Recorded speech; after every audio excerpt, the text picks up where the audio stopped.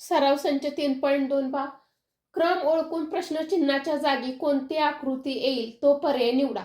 आता या ठिकाणी बघा प्रश्न क्रमांक 16. या ठिकाणी 6 रेषा आहेत. उभ्या 3 रेषा आणि आडव्या 3 रेषा आहेत. पुढची आकृती पाहिल्यानंतर बघा आडवी एक रेषा काय झाली तर कमी झालेली. त्यानंतर पुढची आकृती पहा. या ठिकाणी पण काय झाली तर आडवी एक रेषा कमी झालेली. म्हणजे आडव्या रेषांची संख्या काय होती तर कमी होत चालली. या ठिकाणी 3 रेषा आहेत, या ठिकाणी 2 रेषा आहेत आणि या ठिकाणी एकच रेषा आहे. मग प्रश्नचिन्हाच्या जागी कोणती आकृती येईल तर ही जी एक रेषा राहिलेली आहे ती काय तर ती रेषा नसणार आहे त्या आकृतीला. मग असा पर्याय कोणता आहे तर पर्याय क्रमांक 2 आहे. म्हणून या प्रश्नाचं उत्तर काय येईल तर पर्याय क्रमांक 2 येईल. प्रश्न क्रमांक 17 पहा.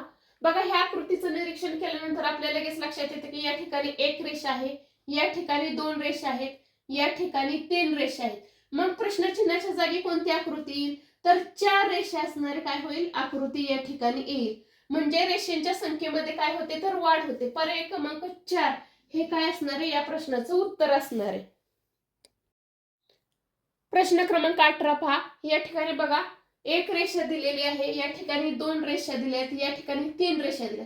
मग प्रश्नचिन्हाच्या जागी किती रेषा येतील तर 4 रेषा येतील. म्हणजे आडव्या रेषांच्या संख्येमध्ये काय झालेली तर वाढ झालेली. मग पर्याय क्रमांक 2 हे काय होणार आहे या प्रश्नाचं उत्तर येणार आहे.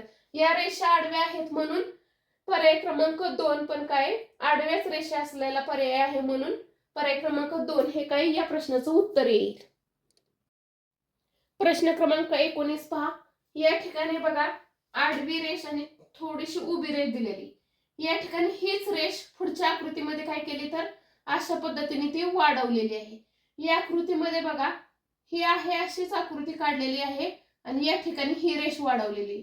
तर प्रश्नचिन्हाच्या जागी कशी रेष येईल तर बघा ही आहे अशीच आकृती येईल अशा पद्धतीने आणि ही रेष काय जाईल वाढवली जाईल ह्या दिशेने. मग अशा पद्धतीने पर्याय कोणत्या ठिकाणी आहे तर पर्याय क्रमांक 3 आहे. म्हणून या प्रश्नाचं उत्तर काय तर पर्याय क्रमांक 3 आहे. प्रश्न क्रमांक 20 हा अभ्यासासाठी घ्या. आणि प्रश्न क्रमांक 21 पहा. बघा या ठिकाणी काय केलंय तर आपल्याला अर्धवर्तुळ दिलेलं आहे, या ठिकाणी पूर्ण वर्तुळ दिलेलं आहे आणि या ठिकाणी पूर्ण वर्तुळ आणि या ठिकाणी पुन्हा अर्धवर्तुळ दिलेलं आहे.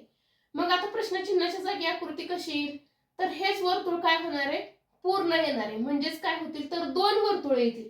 मग 2 वर्तुळ कोणत्या ठिकाणी आहे तर पर्याय क्रमांक 1 या ठिकाणी आहे. म्हणून या प्रश्नाचं उत्तर काय येईल तर पर्याय क्रमांक 1 येईल. प्रश्न क्रमांक 22 पहा. बघा या आकृतीचं निरीक्षण करा. या ठिकाणी बघा अशी आकृती देऊन त्यामध्ये रेषा आहे, या ठिकाणी भरीव गोल आहे.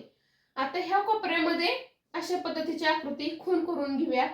पुन्हा याच कोपऱ्यामध्ये पण काय आहे तर अशाच पद्धतीची आकृती आहे. त्याच्यानंतर बघा या कोपऱ्यामध्ये अशीच आकृती.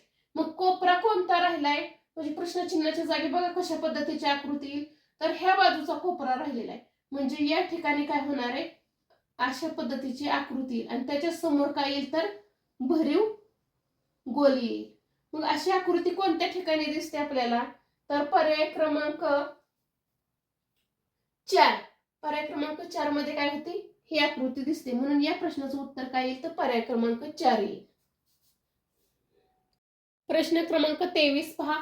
या ठिकाणी बघा या आकृतीमध्ये वर्तुळ दिलेले आहेत आणि यामध्ये काय दिलेले आहे तर आयत म्हणजे 4 रेषा आहेत. या ठिकाणी या ठिकाणी त्रिकोण आहे, 3 रेषा आहेत आणि या ठिकाणी 2च रेषा आहेत. मग पुढची जी आकृती असणार ती वर्तुळामधील एकच रेषा असणार आहे. म्हणजे ही रेषा जाऊन फक्त एवढीच काय राहिलेली असणार आहे रेषा राहिलेली असणार आहे. मग अशी आकृती कुठे आहे तर पर्याय क्रमांक 3 मध्ये आहे. म्हणून या प्रश्नाचं उत्तर काय येईल तर पर्याय क्रमांक 3 येईल. प्रश्न क्रमांक 24 पहा. बघा या आकृतीचं निरीक्षण केल्यानंतर आपल्याला लगेच लक्षात येते या ठिकाणी काय तर 3 रेषा आहेत, या ठिकाणी 4 रेषा आहेत आणि या ठिकाणी बघा 5 रेषा आहेत. या 4 रेषा आणि मध्यभागी एक रेषा 5 रेषा आहेत. मग प्रश्नचिन्हाच्या जागी कशा पद्धतीची आकृती येईल तर अशाच पद्धतीने काय होईल तर चौकोन येईल. ही रेषा आहे अशीच येईल आणि यामध्ये एका रेषेची काय झालेली असणार आहे वाढ झालेली असणार आहे. मग अशी आकृती कुठे आहे तर पर्याय क्रमांक 3 मध्ये आहे. म्हणून या प्रश्नाचं उत्तर पर्याय क्रमांक 3 आहे. प्रश्न क्रमांक 25 हा काय करा तर अभ्यासासाठी घ्या.